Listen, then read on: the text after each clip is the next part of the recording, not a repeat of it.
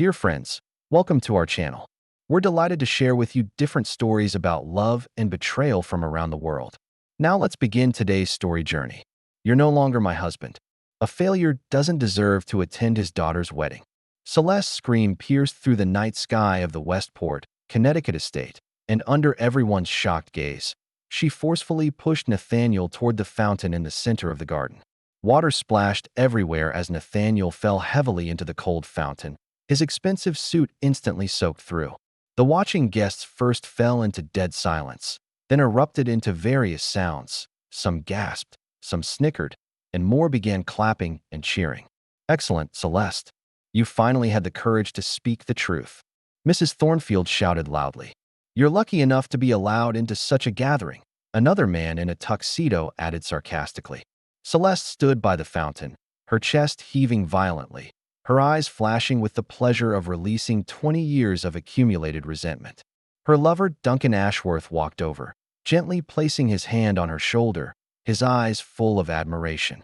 The surrounding guests continued to applaud gleefully, the entire scene filled with mockery and humiliation toward Nathaniel. But strangely, Nathaniel sitting in the fountain didn't show the expected anger or shame. He slowly stood up, soaking wet but grinning with an unsettling smile. "Remember this moment well," Nathaniel said calmly, his voice clearly audible in the relatively quiet environment. All of this began 3 hours earlier. That evening's engagement party was originally meant to celebrate the engagement of Nathaniel and Celeste's daughter Vivian to her boyfriend Adrian. The Morrison family's Victorian estate had been carefully decorated, inviting the most influential families and business elites of Westport. This was one of Connecticut's wealthiest communities, where everyone cared about their social status and reputation. Nathaniel Blackwood seemed out of place among these successful people. This 43-year-old man wore an obviously inexpensive suit and drove a 7-year-old Honda Accord to the estate. As a part-time literature instructor at Westport Community College, his monthly salary barely maintained basic living expenses, and without his wife Celeste's family support, they couldn't afford their current lifestyle. Celeste Harrington Blackwood came from a local prominent family. Her father, Robert Harrington, owned a successful real estate company. 23 years ago, young Celeste was attracted to Nathaniel's literary talent and gentle demeanor, thinking she had married a scholar with potential. However, the years proved that Nathaniel seemed content with the status quo, never showing any ambition to change his circumstances. "Nathaniel, are you sure you want to wear this suit?" Celeste reminded him once more before leaving, her tone revealing impatience. "Tonight's guests are all prominent figures." "This is my best suit," Nathaniel replied calmly, adjusting his tie. Celeste sighed. She was tired of such conversations. In her view, Nathaniel represented the biggest misjudgment of her life. After the party began, Nathaniel stood alone in a corner, holding champagne and observing the bustling crowd. He noticed Celeste and Duncan Ashworth standing on the terrace in deep conversation, their physical distance clearly exceeding normal friendship boundaries. Duncan was Celeste's childhood friend, and the Ashworth family operated multiple businesses locally. 3 years ago, after his divorce, he re-entered Celeste's life, ostensibly helping to organize Vivian's engagement party, but Nathaniel had long detected the ambiguous relationship between them. Nathaniel had once seen Celeste and Duncan's intimate behavior in a coffee shop from the teacher's lounge window, and also noticed the unfamiliar masculine cologne scent on Celeste's clothes when she returned home. But he chose silence, not out of weakness, but waiting for the right moment. "Dad, what are you doing standing here alone?" Vivian approached, but her tone seemed forced. "Uncle Duncan said many important guests came tonight. You should go meet them." Vivian had just graduated from Brown University and found a job at an investment bank in New York. Influenced by her mother since childhood, she had always been dissatisfied with her father's mediocre lifestyle. In her view, her father's existence somewhat dragged down the family's social status. "I'm fine here," Nathaniel replied gently. "How are you and Adrian preparing?" "Everything's arranged," Vivian answered with somewhat evasive eyes. "Uncle Duncan helped a lot. He covered most of the expenses," Mom said. She didn't finish, but Nathaniel understood what she wanted to express. In this family, he had long been marginalized. Even his daughter's important moments required others' financial support. Nathaniel observed everyone at the venue. Old Charles Pemberton of the Pemberton family was discussing the latest investment opportunities with several business friends, talking about projects worth tens of millions of dollars. Mrs. Vandermeer wore jewelry worth millions of dollars, showing off her limited edition handbag just purchased from Paris. These people all knew Nathaniel, but no one actively conversed with him. In their eyes, a part-time instructor at a community college wasn't worth wasting precious social time. Nathaniel looked at these snobbish faces, but his heart was surprisingly calm. At 8 o'clock in the evening, when the party reached its climax, Celeste suddenly walked toward the microphone. Her cheeks were flushed from alcohol, but her eyes were unusually clear and determined. "Thank you all for coming to Vivian's engagement party tonight," she began. "I want to take this opportunity to say a few words from my heart." The scene gradually quieted down, everyone's attention focused on Celeste. Nathaniel put down his glass. He had an ominous premonition. "For 23 years, I've been living in a lie." Celeste's voice became increasingly agitated. "I thought I married a talented man, but all I got was a failure content with mediocrity." The guests began whispering among themselves, and the atmosphere became tense. Vivian stood pale in the crowd, obviously not expecting her mother to explode on such an occasion. "I can't continue this false life anymore," Celeste continued, looking directly at Nathaniel. "I can't let my daughter be shamed by having such a father." Duncan stood beside Celeste, his eyes flashing with triumph. He had been waiting for this moment for a long time. He knew Celeste's dissatisfaction with Nathaniel was growing, and tonight was the perfect opportunity to completely solve this problem. "Nathaniel Blackwood," Celeste almost roared, "you don't deserve to stand here, don't deserve to attend your daughter's engagement party, and certainly don't deserve to be my husband." After saying this, Celeste rushed toward Nathaniel under everyone's shocked gaze and pushed him toward the fountain in the center of the garden with all her might. This was the cause of the opening scene. Now, Nathaniel stood in the fountain, water dripping from his clothes, but his expression was surprisingly calm. He took out his phone, apparently sending some message. "Anything else to say?" Celeste asked provocatively. "Or have you finally recognized yourself?" Nathaniel didn't answer immediately, but carefully examined everyone present. Those gloating guests, the triumphant Duncan, the indifferent Vivian, and Celeste with her victorious expression.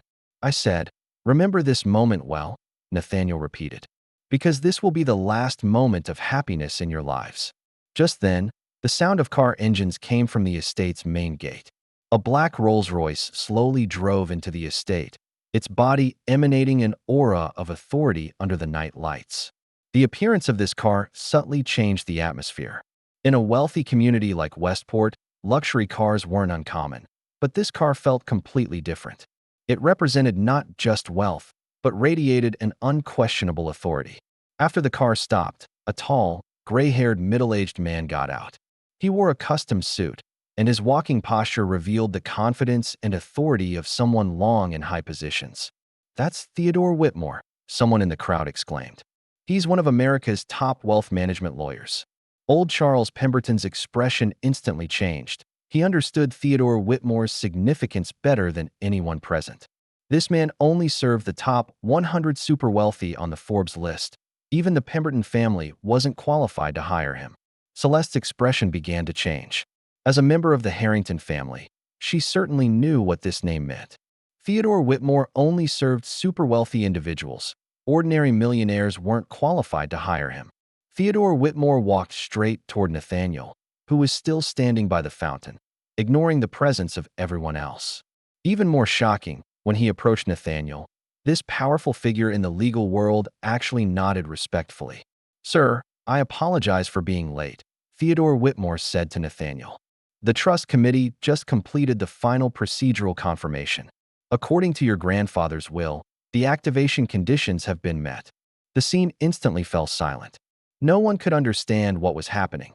One of America's top lawyers was being so respectful to a soaking wet community college instructor. Celeste felt her mind go blank. She couldn't comprehend the meaning of this scene. Duncan's triumphant expression also froze, and an ominous premonition rapidly spread in his heart. All of this traced back to Nathaniel's family history. His grandfather, Robert Blackwood, was a legendary self-made businessman from the 1960s, achieving great success in real estate, manufacturing, and financial investment. But few knew that Robert Blackwood had established an extremely complex trust fund before his death, specifically prepared for his grandson Nathaniel. The design of this trust fund reflected the old man's foresight. He worried that enormous wealth would corrupt a young person's character, so he set strict activation conditions. The beneficiary had to prove his character and values through his own efforts without wealth support, and had to experience sufficient life trials before gaining control of the fund. More importantly, Robert Blackwood seemed to foresee money's test on interpersonal relationships. The trust terms clearly stated that when the beneficiary suffered betrayal and humiliation from those closest to him, this would be considered a major life turning point, triggering the fund's complete activation. Nathaniel had vaguely known about such an inheritance since childhood, but he chose to live like a normal person.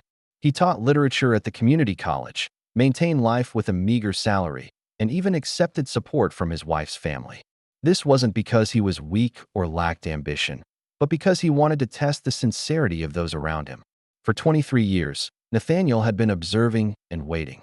He watched Celeste's initial love transform into dissatisfaction, watched her desire for material life gradually overwhelm her cherishing of emotion, and watched his daughter Vivian become increasingly cold toward her father under her mother's influence.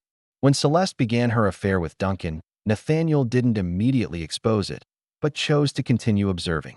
What he needed to confirm wasn't just his wife's infidelity, but her essence. Tonight's public humiliation became the final test and the trigger for the trust fund's activation. Theodore Whitmore took out a thick document from his briefcase, his voice clearly resonating in the night sky.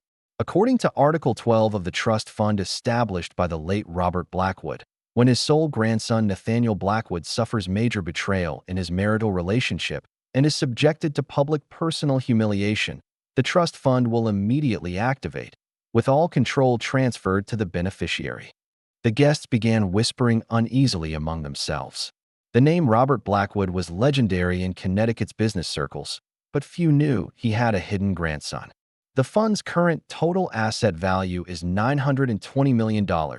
Theodore Whitmore continued reading, including diversified stock investment portfolios, commercial real estate, manufacturing equity, and financial institution controlling interests. From this moment, Nathaniel Blackwood will become the sole beneficiary and ultimate controller of the fund. Celeste felt her legs weaken. She had to lean against a nearby stone pillar to remain standing. $920 million.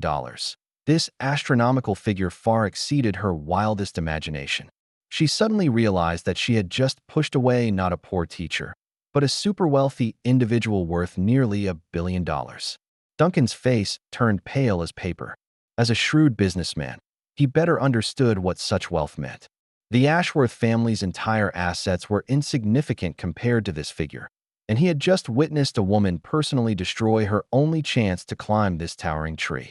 Vivian stood in the crowd, hands covering her mouth, eyes filled with shock and disbelief. She finally understood where her father's calm and serenity over the years came from, and realized what an unforgivable mistake she had made. But Theodore Whitmore's announcement wasn't finished. Given Mrs. Celeste Blackwood's infidelity during the marriage and tonight's malicious humiliation and character defamation of Mr. Nathaniel Blackwood, Theodore Whitmore continued in a calm but authoritative tone. The fund committee will immediately initiate relevant legal procedures. He took out another document from the folder. According to Articles 3 and 7 of the prenuptial agreement signed in 1999, Mrs. Celeste Blackwood will not receive any distribution from marital property. Additionally, based on her malicious damage to Mr. Nathaniel Blackwood's reputation, she will face civil defamation litigation with damages no less than $5 million. Upon hearing this, all color drained from Celeste's face. She remembered the prenuptial agreement Nathaniel had insisted on before marriage. At the time, she thought it was just a poor teacher's ridiculous insistence and didn't carefully read the terms. Now she realized that document she casually signed might be the stupidest decision of her life. "This is impossible," Celeste murmured, her voice barely audible. But Nathaniel only looked at her coldly, without any warmth or sympathy in his eyes. 23 years of marriage had completely ended at this moment. Theodore Whitmore's gaze turned to Duncan. Regarding Mr. Duncan Ashworth and his family Enterprise Ashworth Group, The fund committee has noticed certain financial anomalies and suspicious transaction records of the enterprise over the past 6 months. We will fully cooperate with the Federal Tax Service and Securities Exchange Commission in conducting thorough investigations. Hearing his name, Duncan felt his blood instantly freeze. Ashworth Group did indeed have some financial problems. To maintain surface prosperity and support his lavish relationship with Celeste, he had engaged in some extremely high-risk leveraged operations that might even have touched legal boundaries. If investigated in depth by an organization with such power, the consequences would be unthinkable. Simultaneously, Theodore Whitmore's voice continued echoing in the night sky. Investment companies under the Blackwood Trust Fund will reassess all business relationships with Ashworth Group and its affiliated enterprises. This includes, but is not limited to, financing cooperation, supply chain relationships, and project partnerships. This statement's implication left Duncan completely desperate.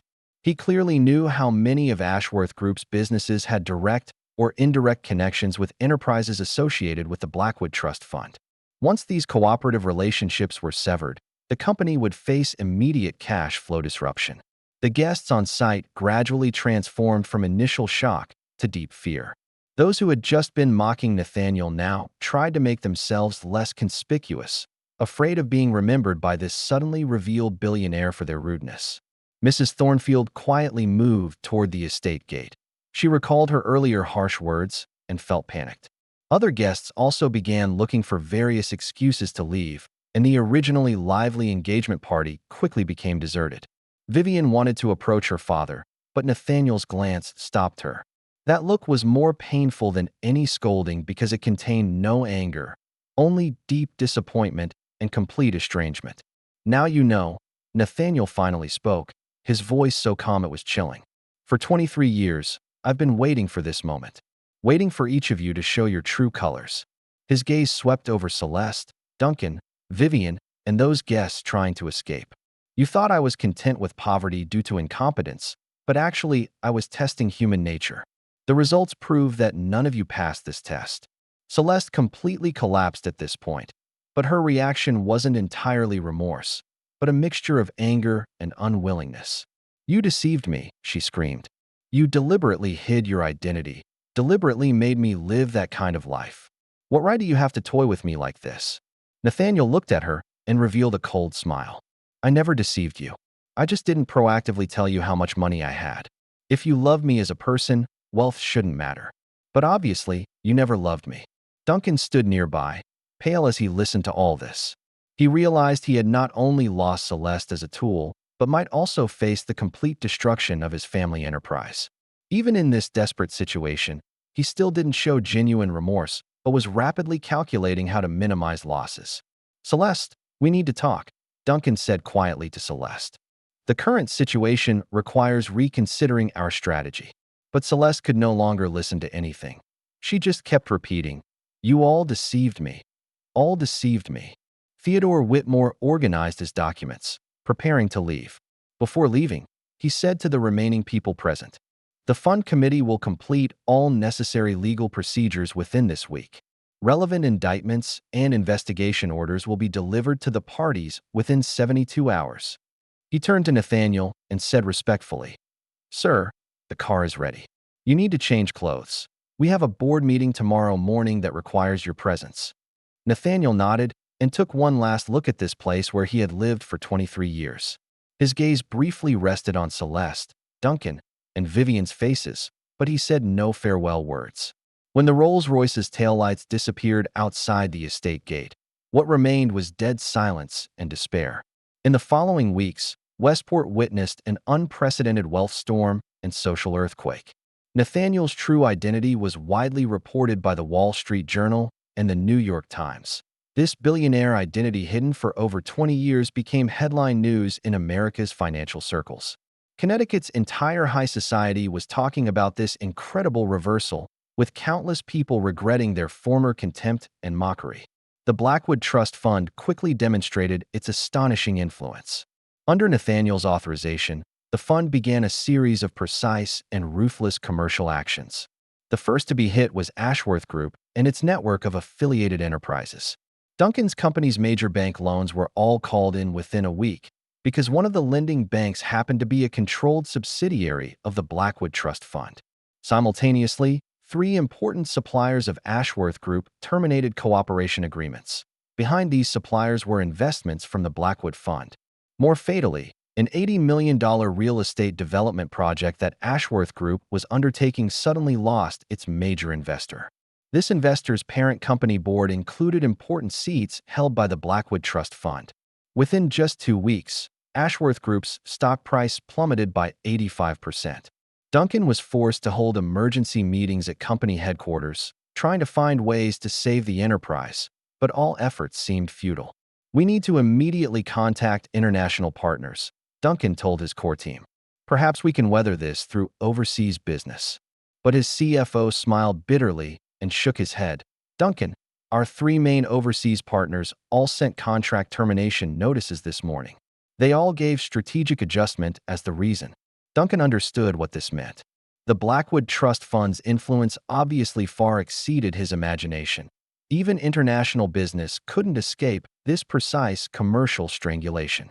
Celeste's life was completely overturned overnight. The divorce proceedings went exceptionally quickly. Due to the prenuptial agreement and solid evidence of her marital infidelity, she received no property distribution. Worse, the court also ordered her to pay Nathaniel substantial compensation for emotional damages. Having lost her income source and her father's continued support, old Robert Harrington was extremely ashamed of his daughter's behavior and announced severing ties with her. Celeste was forced to move out of her luxury residence and began working at a high-end clothing store in Westport. The identity transformation from socialite to ordinary saleswoman was difficult for her to accept, but reality gave her no choice. At Tiffany & Company, Westport branch, Celeste encountered her former close friend Sarah Pemberton on her first day of work. Sarah was Charles Pemberton's daughter and one of the party participants that night. "Celeste, how are you working here?" Sarah asked in surprise. Celeste forced herself to endure the humiliation and maintain a smile. "I need a job. Is there anything I can help you with?" Sarah's eyes flashed with complex emotions, some sympathy, but more curiosity and a secret satisfaction. She knew Celeste's ordeal had become a topic known to everyone in Westport. "I'd like to see that diamond necklace." Sarah pointed to a $100,000 necklace in the display window. Celeste took out the necklace, her hands slightly trembling. This necklace's price equaled 2 years of her salary, and just a few months ago, such jewelry was merely everyday luxury for her. What made Celeste more painful was the community's reaction. Whenever she appeared in public, she could feel people pointing and laughing. She transformed from a respected member of the Harrington family into the laughingstock of people's after-dinner conversations. But unexpectedly, Celeste didn't show the expected remorse. Instead, she vented all her resentment toward Nathaniel. "He just wants revenge on me," Celeste complained to the few friends still willing to listen. "He deliberately pretended to be poor for 20 years just to see me embarrassed. This is a carefully planned trap." This victim mentality prevented Celeste from facing her own actions. She consistently believed she was the real victim of this marital tragedy.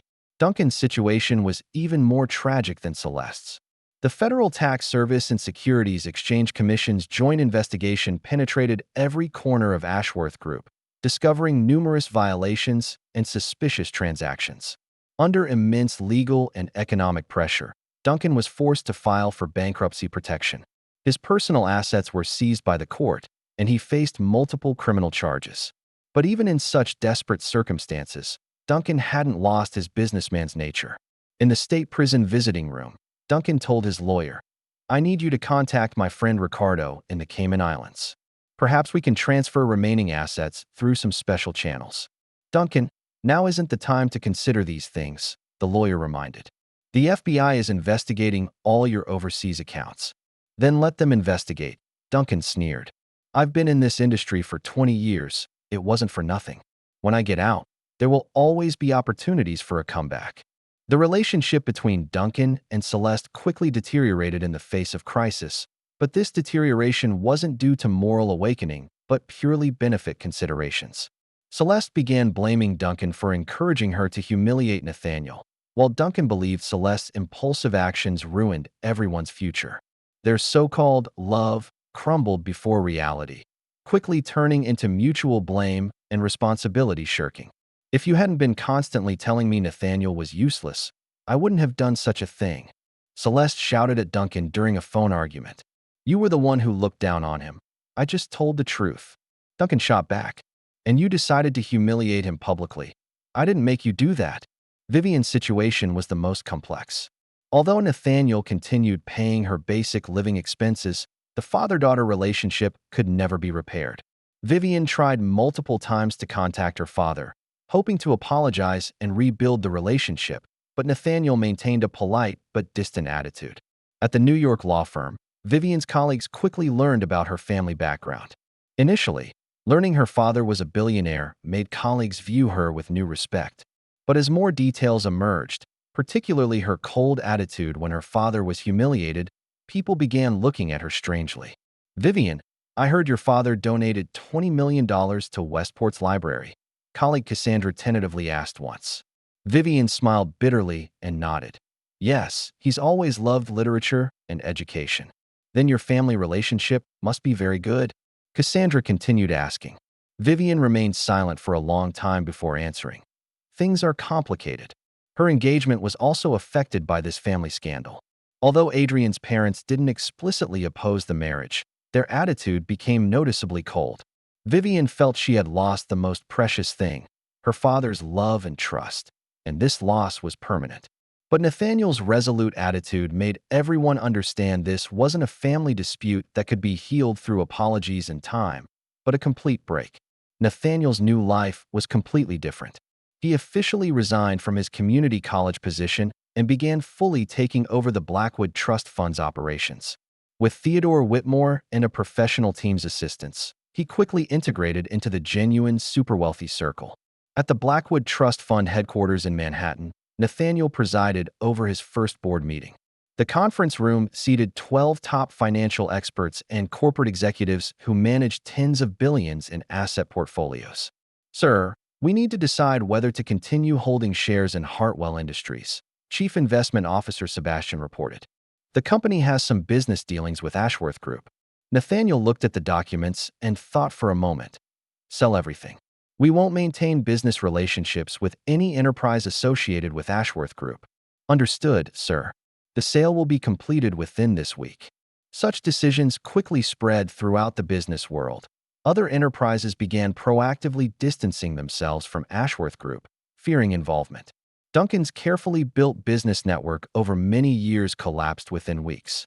Surprisingly, Nathaniel didn't choose a luxurious, ostentatious lifestyle. He purchased a simple, elegant penthouse apartment in Manhattan and continued maintaining a relatively low-key personal style. He devoted most of his energy to the fund's charitable projects, particularly supporting education and literary development. But in handling personal relationships, Nathaniel showed unprecedented coldness. He completely severed all contact with Celeste, Duncan, and Vivian. Even third-party reconciliation attempts were decisively rejected. When Westport's mayor came to request a meeting on Vivian's behalf, Nathaniel calmly responded, Please tell Miss Vivian that she is no longer my daughter. I only know a person named Nathaniel Blackwood who once had a family, but that family no longer exists. Betrayal is betrayal, Nathaniel told Theodore Whitmore. No matter how noble the reasons, some harm once caused cannot be undone. I gave them 23 years to prove their sincerity. Their answer is already very clear. 1 year later, on an autumn day, Westport's Community Weekly published important news. Nathaniel Blackwood donated $20 million to the local library for building a new literary education center and digital library system. Simultaneously, he donated $50 million to Connecticut State University to establish a literary research scholarship fund. These charitable acts earned Nathaniel widespread praise in academic and charitable circles, but he never mentioned his past or family situation in any public occasion. To the outside world, Nathaniel Blackwood was a mysterious and generous philanthropist. No one knew he had once had a failed marriage. When Celeste saw this news in the clothing store's break room, her heart was filled with mixed emotions. She remembered meeting Nathaniel 24 years ago when he was hosting a poetry reading at the town library, his voice gentle and passionate. Young Celeste had been deeply fascinated by this man's talent, but later lost her way due to material temptation. Now, that man had become an existence she could never reach, and she could only seek those beautiful times once possessed in memory. But even at such moments, Celeste still had no genuine remorse, only resentment toward fate and anger at Nathaniel's revenge. In state prison, Duncan looked at the autumn scenery through a small window.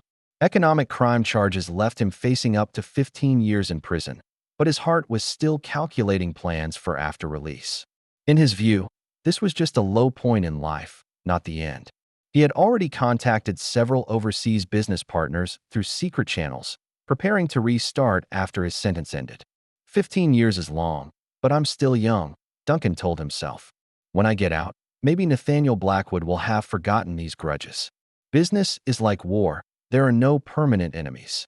Vivian continued her life in New York. The wedding was ultimately held, but on a much smaller scale than originally planned. Although Adrian didn't cancel the engagement, their relationship could never return to its former sweetness. The newlyweds began their shared life in a rented small apartment, far from Westport's disputes. Whenever deep night fell, Vivian would remember her father's gentle smile and patient teaching. She knew she had lost not just a father, but a guardian who would never betray her. But this realization came too late. Everything was irreversible. Nathaniel occasionally thought of Westport's years while walking Manhattan streets, but those memories seemed like another person's life experiences. He used 23 years to complete an experiment about human nature. Although the results were disappointing, they also granted him true freedom. On a quiet winter night, Nathaniel stood before his apartment's floor-to-ceiling windows, overlooking the brilliantly lit New York City. He remembered his grandfather's words, "Wealth isn't the purpose, but a mirror revealing demons." Only in the face of deepest betrayal can you see clearly who's worth trusting and who's worth saving. Westport's snowflakes remained beautiful, but for Celeste, there would never again be warmth like before. She dragged her weary body walking home, passing those once familiar mansions, her mind filled with memories of that young man reciting poetry in the library 24 years ago. Nathaniel's eyes had light then, his voice contained dreams, and she had once been witness to that light. But now, that man had become master of another world, while she could only seek shadows of the past in memory's ruins. Betrayal's price was heavier than anyone imagined. It not only destroyed surface prosperity, but tore apart humanity's disguise. In this reality without redemption, everyone must bear permanent consequences for their choices, no matter how cruel and merciless the price. If this story resonated with you, please don't forget to like, share, and subscribe to our channel for more exciting content. We look forward to seeing you in our next story.